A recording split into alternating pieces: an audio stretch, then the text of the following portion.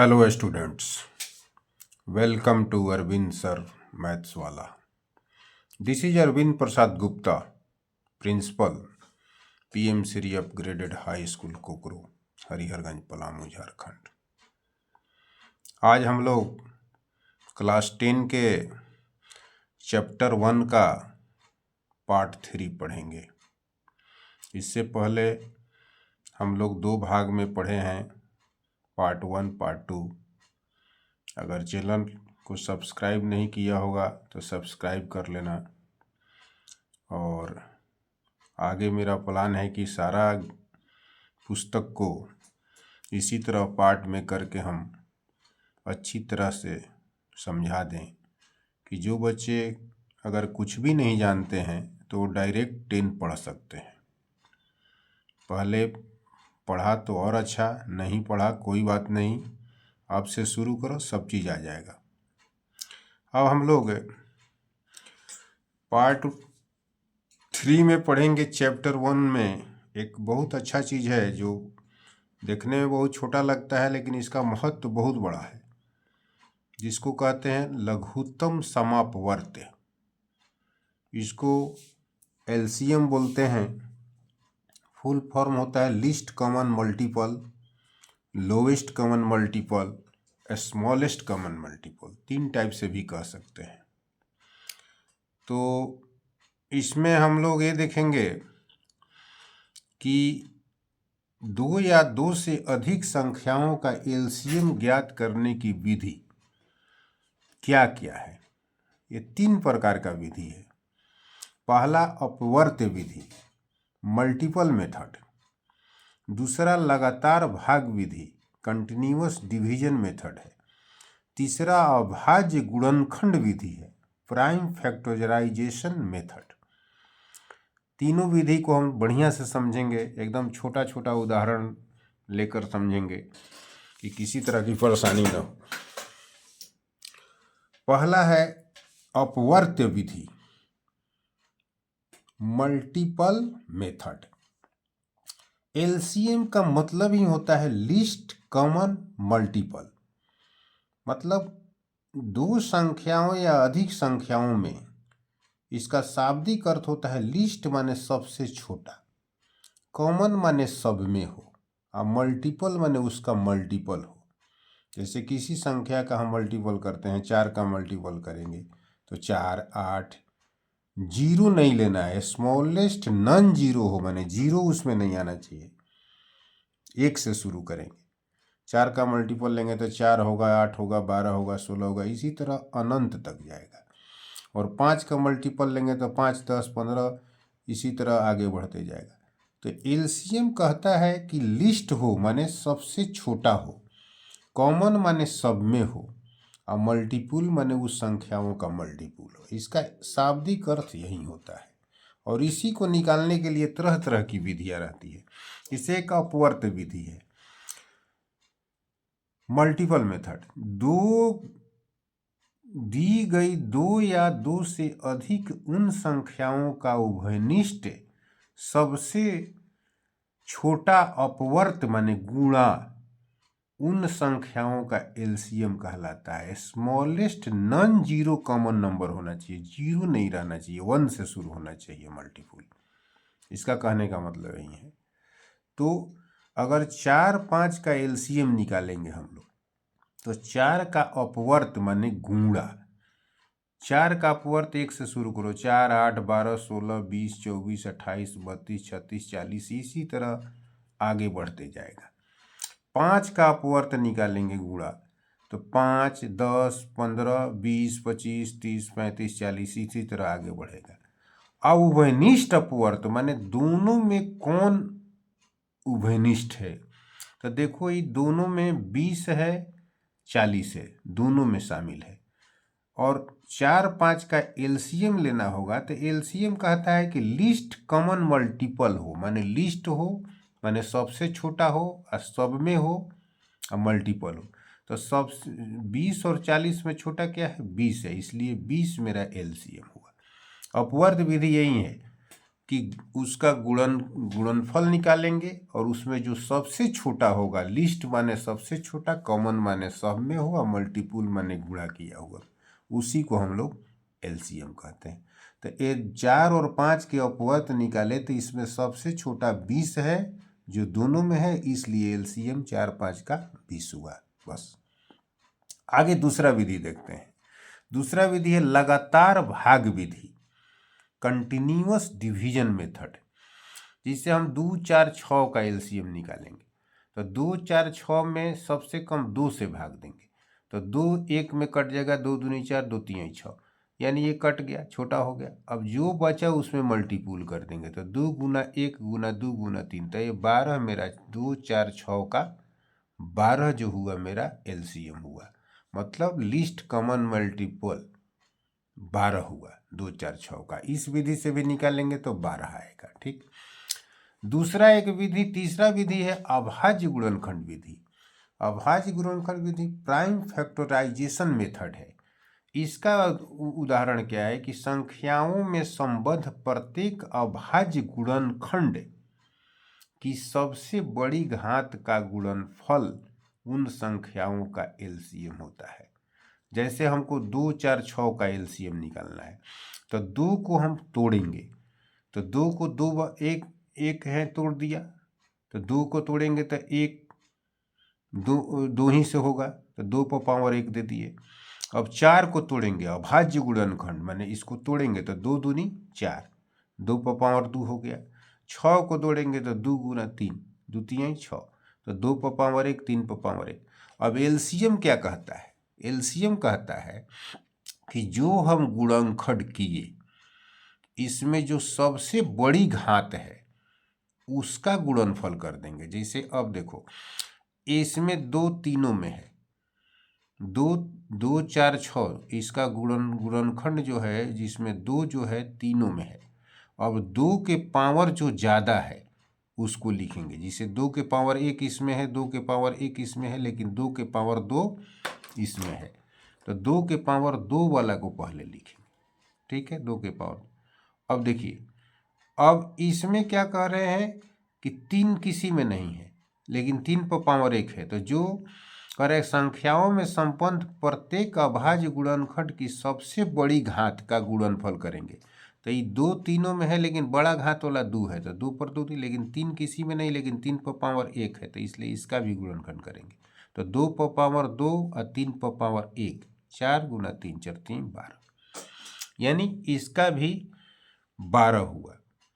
ठीक है, तो इस तरह से हम लोग 6 और 20 का भी निकालेंगे एलसीएम इसी विधि से।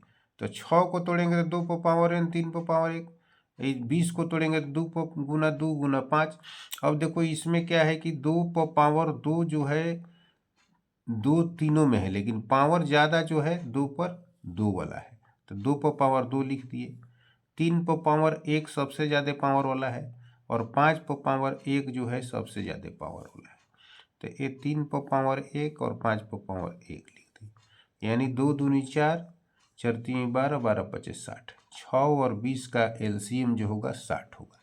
यानी जिस संख्या का हमको एलसीएम निकालना है उसको हम लोग फैक्टर करेंगे, फैक्टर में जो बड़ा घात वाला होगा उसका गुना कर देंगे।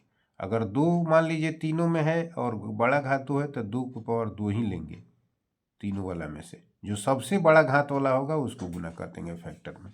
यही जो है 3 विधि है जो एलसीएम को दर्शाता है। अब जैसे 2 4 6 है, तो 2 4 6 का अगर गुणनखंड भी निकालेंगे ये अपवर्त विधि से भी, तो इसका एलसीएम 12 होगा।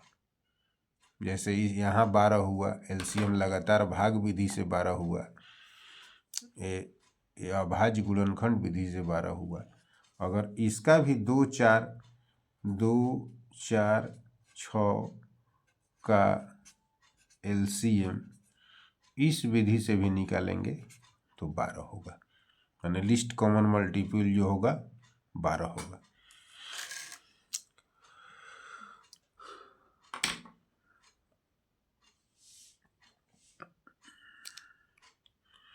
अब आगे देखते हैं।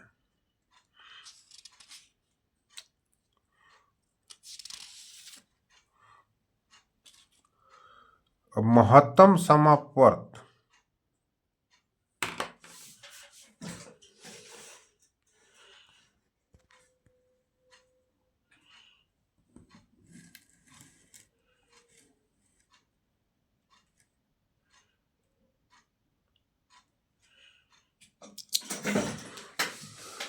अब देखते हैं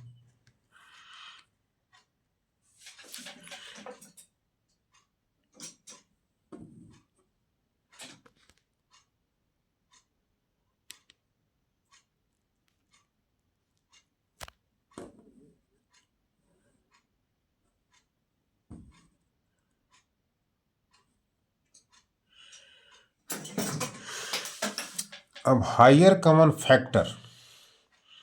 अब महत्तम समापवर्त को क्या देखते हैं। ये भी देखो 3 विधि से भी निकाला जाता है। मेथड ऑफ फाइंडिंग HCF, अपवर्तक गुणनखंड विधि, फैक्टराइजेशन मेथड। दूसरा है लगातार भाग विधि, कंटिन्यूअस डिवीजन मेथड। और तीसरा है अभाज्य गुणनखंड विधि, प्राइम फैक्टराइजेशन मेथड। अब पहला क्या कह रहा है कि अपवर्तक गुणनखंड विधि यानी 2 या 2 से अधिक संख्याओं का वह उभयनिष्ठ गुणनखंड जो सबसे बड़ा हो, उन संख्याओं का महत्तम समअपवर्तक कहलाता है। इसका मतलब ही होता है HCF का मतलब वही हुआ कि हायर कॉमन फैक्टर। हायर माने सबसे बड़ा, कॉमन माने सब में हो, और फैक्टर वाला हो माने तोड़ा हुआ हो। इसे 4 का अपवर्तक, हम 4 को तोड़ेंगे तो 1 से भाग लेगा, 2 से भाग लेगा, 4 से भाग। 5 का अपवर्तक क्या है तो 1 से 5 से टूटेगा। अब रह गया कि हायर कॉमन माने दोनों में शामिल हो, कॉमन हो और सबसे हायर हो, तो दोनों में शामिल हायर क्या है तो 1 है। इसी तरह 2, 4, 6 का HCF निकालेंगे तो ये भी निकालेंगे तो 2 का अपवर्तक तोड़ेंगे तो 1, 2, 4 का 1, 2, 4, 6 का 1, 2, 3, 6। अब उभयनिष्ठ गुणनखंड क्या क्या है 1 और 2 है। इस दोनों में शामिल है 1 और 2। लेकिन हायर कॉमन फैक्टर हम 2, 4, 6 का जो हायर है, जो 2 हायर है, इसलिए हायर कॉमन फैक्टर को ही हम लेंगे। इसलिए HCF इसका क्या हो जाएगा 2 हो जाएगा। अब रह गया कि लगातार भाग विधि, दूसरा मेथड है कि लगातार भाग विधि HCF कैसे निकालेंगे। Continuous division method. 5, 10, 15 का HCF निकालना है तो 5 से 10, 10 में 5 के भाग देंगे, कट जाएगा, यानी 10 और 5 का HCF 5 हुआ। फिर 15 में 5 के भाग देंगे, ये भी कट जाएगा, यानी जिससे कटेगा वही HCF हुआ, यानी HCF बराबर 5 हुआ। ठीक है। अब अभाज्य गुणनखंड विधि क्या है। अब अभाज्य गुणनखंड विधि से भी निकालते हैं। जैसे न्यूनतम घात वाली उभयनिष्ठ अभाज्य गुणनखंड की दी गई संख्याओं का HCF होता है। जिसे 20, 25, 30 का HCF निकालना है तो 20 का अभाज्य गुणनखंड तोड़ो, 2 गुना 2 गुना 5। 25 का अभाज्य गुणनखंड तोड़ो, 5 पर 1। 30 का अभाज्य गुणनखंड क्या हुआ 2 गुना 3 गुना 5। तब कह रहा है कि न्यूनतम घात वाली उभयनिष्ठ गुणनखंड दी गई संख्याओं का HCF। तो न्यूनतम घात वाली उभयनिष्ठ जो तीनों में क्या है 5 पर 1 है, 5 तीनों में है, और इसका न्यूनतम घात क्या है 5 है। 5 पर 2 है, ये 5 पर 2 घात है, 5 पर 1 घात है, 5 पर 1 घात है। लेकिन जो न्यूनतम घात वाला होगा माने वही जो है HCF होगा। यानी 5 तीनों में है, लेकिन 5 पर घात इसमें दो बार है 5, लेकिन जो छोटा घात वाला है तो 5 पर 1 है तीनों में, इसलिए ये 5 पर 1 होगा। इसलिए तीनों में 5 है, इसलिए इसका HCF 5 होगा। 5 जो है तीनों में है, इसलिए इसका HCF 5 हुआ। हायर कॉमन फैक्टर होता है। हायर माने सबसे बड़ा, कॉमन माने तीनों में हो, अब फैक्टर तो है ही, इसलिए जो इसमें हायर है वो 5 हो गया। यही HCF का। अब रह गया कि हम लोग LCM और HCF को पढ़ लिए, तीनों विधि से समझ लिए। अब आगे इस सब में रिलेशन कुछ है, रिलेशन क्या है कि एलसीएम, भिन्नों का एलसीएम क्या होता है, अगर भिन्न में रहे तो उसका एलसीएम क्या होता है। तो अंश का एलसीएम निकालते हैं या हर का एचसीएफ निकाल के भाग देते हैं। जैसे कोई कहे कि 4/5, 3/6 व 5/8 का एलसीएम निकालें, तो अंश का एलसीएम 4, 3, 5 का एलसीएम 60 हो गया और हर का एचसीएफ 1 हो गया। तो 4/5, 3/6, 5/8 का एलसीएम, अंश का एलसीएम 60/1, ये 60 हो गया। हर का एलसीएम 60, हरों का एचसीएफ, अंशों का एलसीएम और हरों का एचसीएफ,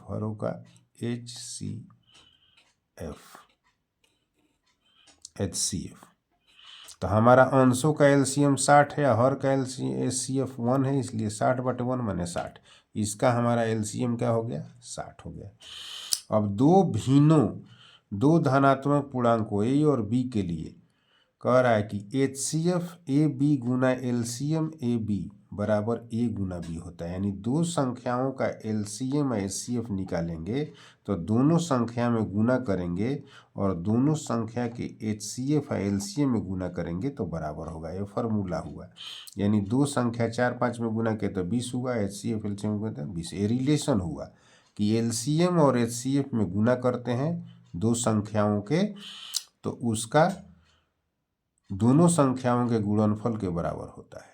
लेकिन ये 3 संख्याओं में लागू नहीं होता है, इसका ध्यान देना होगा। ये 2 ही संख्याओं पर लागू होता है। दूसरा, भिन्नों का एचसीएफ कैसे निकालेंगे। भिन्नों का एचसीएफ निकालने के लिए अंशों का एचसीएफ निकालते हैं या हरों का एलसीएम निकालते हैं। यानी अंशों का एचसीएफ क्या है, 4, 3, 5 का एचसीएफ 1 हुआ और हरों का एलसीएम क्या हुआ, 5, 6, 8 का 120 हुआ। तो 4/5, 3/6 तथा 5/8 का एचसीएफ क्या हुआ, तो अंशों का एचसीएफ 1 है और हरों का एलसीएम 1/20 ले, इसलिए 1/120 जो हुआ हम लोगों का इसका एचसीएफ हुआ। इस तरह आज हम लोग पार्ट 1 अभ्यास 1 के भाग 3 में इतना ही पढ़ेंगे। Thank you very much for watching